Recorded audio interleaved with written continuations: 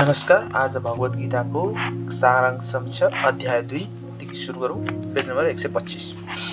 श्रुति विप्रतिपन्ना ते यदा स्थायति निश्चला समाधवाचला बुद्धिस्तदा योगमवापस्यसि। जब तिम्रो मन वेदको आलङ्कारिक भाषाबाट विचलित हुँदैन छैन र आत्माको अनुभूतिमा एकाग्र भएर स्थिर रहनेछ, तब मात्र तिमीले दिव्य चेतना प्राप्त गर्नेछौ। अर्जुन वाच स्थित प्रज्ञस्य का भाषा समाधिस्तस्य केशव स्ततधि की प्रभाते किमासीत व्रजेत किमा। अर्जुनले सोधे, हे कृष्ण, अध्यात्ममा लीन भएका व्यक्तिको पहिचान के हो? ती कसरी बोल्दछन्? तिनका भाषा कस्तो हुन्छ? ती कसरी बस्दछन् अनि कसरी हिँड्दछन्? श्री भगवान वाच बृहजाति यदा कमान सर्वानत पर्थात् मनोगतान आत्मयनवता दुष्ट इति प्रज्ञस्तदोच्यते। भगवानले भन्नुभयो, हे पार्थ, जब मानिसले मानसिक चिन्तनबाट इन्द्र तृप्तिका लागि उठ्ने सबै किसिमका इच्छाहरूलाई त्याग दिन्छ र त्यसरी पवित्र भएको उसको मनले आफ्नै आत्मा परम सन्तुष्टि प्राप्त गर्न थाल्दछ, अनि मात्र त्यस्तो व्यक्तिले पावन तथा दिव्य चेतनामा स्थित प्रज्ञा मानिन्छ। दुःख्यविद्युग्नु मना सुखेषु विगत सुप्रिय वितरक भए क्रोध स्थितु मूर्निश्चुते। तीन तापहरूको बीचमा रहँदा पनि जसको मन विचलित हुँदैन वा सुखमा हुँदा जसको मन प्रफुल्लित हुँदैन र जो डर क्रोध र अशक्तिबाट मुक्त छ त्यसैलाई स्थित प्रज्ञ सन्त भनिन्छ। य सर्वत्राभिस्नेहस्तप्राया शुभाशुभम नविदन्ति न दिष्ट तस्या प्रज्ञा प्रतिष्ठता। यस भौतिक संसारमा जसले असल कुरा प्राप्त हुँदा हर्षित हुने र अशुभ कुरा आइपुग्दा घृणा गर्ने गर्दैन, त्यही नै पूर्ण ज्ञानमा अवस्थित भएको व्यक्ति हो।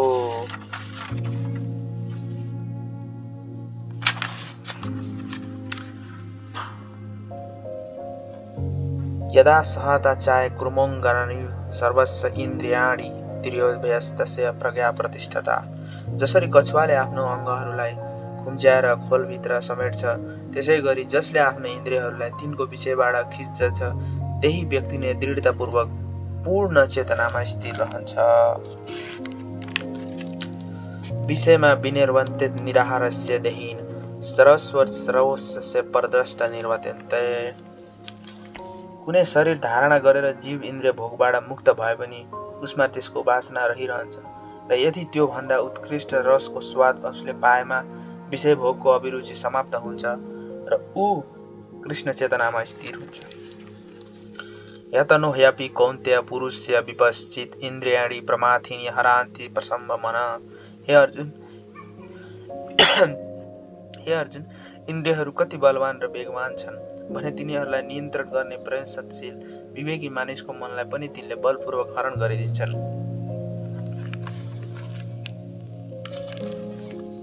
तानि सर्वाणि समयस्य युक्त असाति मत्पर बसेहि यस्य इन्द्रियाणि तस्य प्रज्ञा प्रतिष्ठता। जुन व्यक्तिले आफ्ना इन्द्रियहरूलाई पूर्णतः नियन्त्रण राखेको छ र आफ्नो चेतनालाई ममा स्थिर गरेको छ, त्यही व्यक्ति स्थित प्रज्ञ भनिन्छ।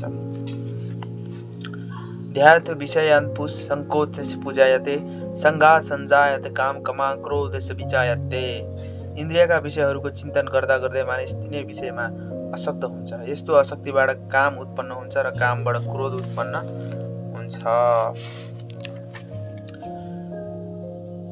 क्रोध भावति समोहस्य मृत्युविरम स्मृति भ्रमांस्त बुद्धिनाशो बुद्धिनाश प्रत्यस प्रयासति। क्रोधबाट पूर्ण मोह उत्पन्न हुन्छ। मोहबाट स्मरण शक्ति भ्रमित हुन्छ। स्मरण शक्ति भ्रमित भएपछि बुद्धि नाश हुन्छ। जब बुद्धि हराउँछ, मानिस यो संसार रूपी कुवामा फेरि खस्दछ। वाह, क्या राम्रो छ। राग देश वियुक्तेषु विषय निन्द्रश्चरन् आत्मवश्य विदितरेत्मा प्रदास धिगच्छति।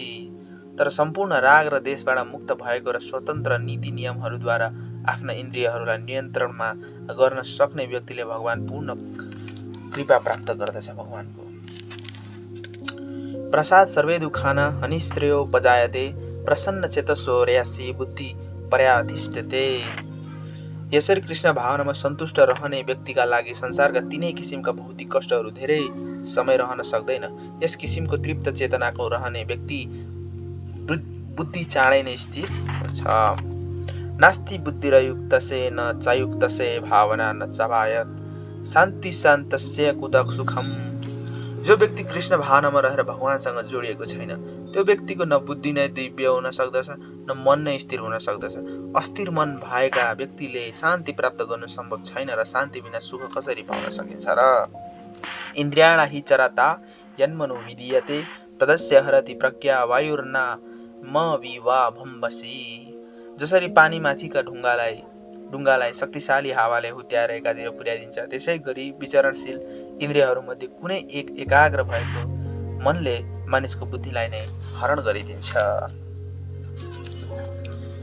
तस्मधस्य महाबाहो निगृहीतिना सर्वस्य इन्द्रियाणि निद्रियोभस्य तस्य प्रज्ञा प्रतिष्ठता। त्यसैले हे महाबाबु जसको इन्द्रियहरू आफ्नो विषयबाट पूर्ण हटेर नियन्त्रणमा आएको छन् त्यसैको बुद्धिलाई निस्सन्देह स्थिर बुद्धि मान्नु पर्दछ। या निशा सर्वभूताना तस्य जागृति संयमी यस्या जागृति भूतानि सा निशा पश्चाते मुने। जुन समय जब जीवहरूका लागि रात्रि हुन्छ त्यस समय आत्मा संयमी पुरुष जग्गा हुन्छन् र सबै जीवहरू जागेको समय आत्मदर्शी मुनिका लागि रात्रि हुन्छ। तात्पर्य बुद्धिमान व्यक्तिहरूको दुईवटा वर्ग हुन्छ। पहिलो वर्ग बुद्धिमानहरू इन्द्रिय तृप्तिका लागि गरिने भौतिक क्रियाकलापबाट विज्ञ हुन्छन्। तेस्रो वर्ग आत्मदर्शी हुन्छन् र आत्म साक्षात्कारको विकासको निमित्त जाग्गा रहन्छन्। बुझ्नुभयो? आपूर्यामार्चल प्रतिष्ठ समुद्रपाप प्रविशान्ति यदुत तत्कताम य प्रविशान्ति सर्वे म शान्ति पप्चने न कामकामी। जसरी सधैँ परिपूर्ण र अचल रूपमा प्रतिष्ठित समुद्रमा नदीहरू प्रवेश गर्दछन् त्यसै गरी स्थिर चित्त भएका व्यक्तिका हृदयमा विभिन्न इच्छाहरू नित्य प्रवेश गर्दछन् र बिलाउँदछन्। त्यसै स्थिर व्यक्तिले मात्र शान्ति प्राप्त गर्दछन् तर विषयको इच्छा भएको व्यक्तिले त्यो शान्ति पाउँदैनन्। कति राम्रो छ। विहाय कामन्य सर्वान् पुमा परचित निसृप्य निर्माम निरहङ्कारम स शान्ति मधि गच्छति। जसले इन्द्रिय तृप्तिका लागि चाहनाहरूलाई छोडेको छ जो इच्छाहरूबाट मुक्ति छ जसले सम्पूर्ण ममतालाई पनि छोडेको छ र अहङ्कार शून्य बनेको छ त्यही व्यक्तिले मात्र वास्तविक शान्ति प्राप्त गर्न सक्दछ। ऐसा ब्राह्मी स्थिति पार्थ नैन प्राप्य भिहुमति स्थितास्य मन्तकालोस्पि ब्रह्म निर्वाण मुच्यति। यो आध्यात्मिक तथा ईश्वरीय जीवनको मार्ग हो जसलाई प्राप्त गरेपछि मानिस मोहित हुँदैन। हे प्रीतपुत्र अर्जुन जीवनको अन्तिम अवस्थामा पनि यस्तो स्थितिमा पुग्ने मानिस भगवानको धाम प्रवेश गर्न सक्दछ। ल आजदेखि अब अध्याय 3 पनि सुरु गरिदिउँ। कर्मयोग। कर्मयोग अर्जुन भन्छन् जयासि चेत् शर्मणास्य मता बुद्धि र जनार्दन तत् किं कर्मणि घोरमा नियोजयसि केशव। अर्जुनले भने हे जनार्दन हे कृष्ण हजुरका विचारमा यदि सकाम कर्मभन्दा बुद्धि योग नै ठुलो भयो किन मलाई यो भयङ्कर युद्ध कार्यमा लगाउन चाहनुहुन्छ। अर्जुनले सोधेपछि व्यासत्रिणदे वाक्यन बुद्धि मोहसि मे तदैके वद निश्चयत येन श्रेयो सामान्यम। हजुरको विभिन्न अर्थ लाग्ने उपदेशद्वारा मेरो बुद्धि अल्मलियो त्यसैले निश्चित गरेर मलाई त्यही कुरा भन्नु जसबाट मेरो वास्तविक हित हुन सक्दछ। भगवानले भन्नुभयो लोकेस्मि विधा निष्ठा पुरा प्रोक्ता मया न ज्ञान योगेन संख्याना कर्म योगेन योगी नाम। भगवानले भन्नुभयो हे निष्पाप अर्जुन मैले पहिले नै भनिसके आत्मसाक्षात्कार गर्न चाहने व्यक्तिहरू दुई प्रकारका हुन्छन्। एक प्रकारका ज्ञानीहरू हुन् जो अनुभव सिद्ध दार्शनिक चिन्तनद्वारा भगवानलाई बुझ्न खोज्दछन् र अर्को प्रकारका भक्तहरू भक्ति सेवाद्वारा भगवानलाई जान्ने प्रयास गर्दछन्। न कर्माणा मनारम भन्नस्कर्मस्य पुरुषो नुस्तेत न च सन्यासनादेव सिद्धि समाधि गच्छति। मानिसले न त कर्मबाट विमुख भएर मात्रै कर्मफलबाट मुक्ति पाउन सक्दछन् न त सन्यास वा त्यागद्वारा मात्रै जीवनको पूर्णता प्राप्त गर्न सक्दछ। नहि कश्चिता छपवि जातु तिष्ठथ्या कर्मकृत कार्य रेवास कर्म सर्व प्रकृति जय गुणै। प्रत्येक मानिसले प्रकृतिबाट आर्जित गुणहरूको अधीनमा रही तदनुसार कर्म गर्नै पर्दछ। कुनै पनि मानिस एक क्षणका लागि पनि केही न केही कर्म नगरी रहन सक्दैन। बुझ्नुभयो? कर्मेन्द्रियाणि संयक्ष्यास्ते मनस्सं स्मरन् इन्द्रियार्थीन् विमूढात्मा मिथ्याचार स उच्यते। जसले कर्मेन्द्रियहरूलाई अधीनमा राखेको छ तर मनले इन्द्रियका विषयहरूको मात्रै चिन्तन गरिरहन्छ त्यसलाई कपटी वा पाखण्डी भन्नु पर्दछ र त्यसले स्वयं आफैलाई नै धोका दिइरहेको छ। यस्तो नि हो र। यस्तिन्द्रियाणि मनमा नियस्सर्भते अर्जुन कर्मेन्द्रियै कर्मयोगमसक्तमस विशेष्यते। अर्कातिर मनद्वारा कर्मेन्द्रियहरूलाई नियन्त्रणमा राख्ने प्रयत्न गर्न निष्ठावान व्यक्तिले यदि अनासक्त रहेर कृष्ण भावनामय कर्मयोगी गर्दछ त्यो व्यक्ति अति श्रेष्ठ मानिन्छ। इन्द्रिय तृप्तिका लागि र विलासी जीवन बिताउन लागि देखावटी किसिमको अध्यात्मवादी हुनुभन्दा आफ्नो निजी व्यवसायमा लागेर जीवनको उद्देश्य पूर्ति गर्नु राम्रो हो। यो पनि एउटा उदाहरण हो। नियक्त कुरु कर्म त्व कर्म जाय हर्या कर्मण शरीर यात्र विच्छते प्रस्तिशोदर कर्मण। तिमीले आफूलाई तोकिएको कर्म गर, कर्म नगर्नु भन्दा गर्नु उत्तम। काम नगरी तिमीले आफ्नो शरीरको पालन पोषण पनि गर्न सक्दैनौ। कति राम्रो छ। यज्ञार्थ कर्मोडस्य त्रैलोकस्य कर्मबन्धन तदर्थ कर्म कौन्तेय मुक्त सङ्गत समाचार।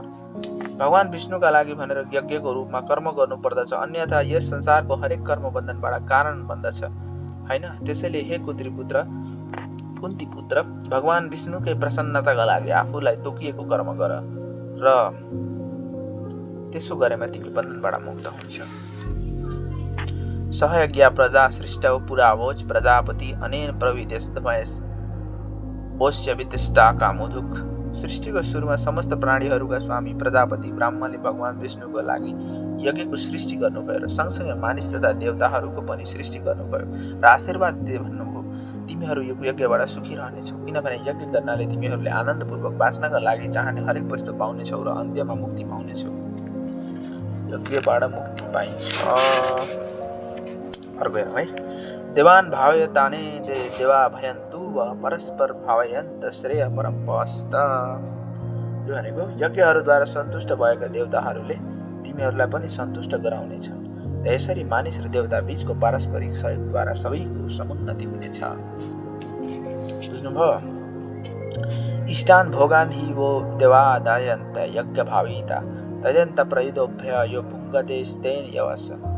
जीवनका विभिन्न आवश्यकताहरू पूर्ति गर्ने अधिकार पाएका देवताहरूले यज्ञद्वारा सन्तुष्ट भएर तिम्रो सबै आवश्यकताहरू पूर्ति गरिदिनेछन् र जसले देवताहरूद्वारा प्रदान गरिएको भोग्य सामग्रीहरू उनीहरूलाई अर्पण गर्ने नगरी प्रयोग गर्दछ त्यो चोर नै हो। ठिकै छ ल, आजको लागि यति नै। भोलि 155 कर्मयोगबाट सुरु गर्नुपर्छ। हस्त। जय नेपाल।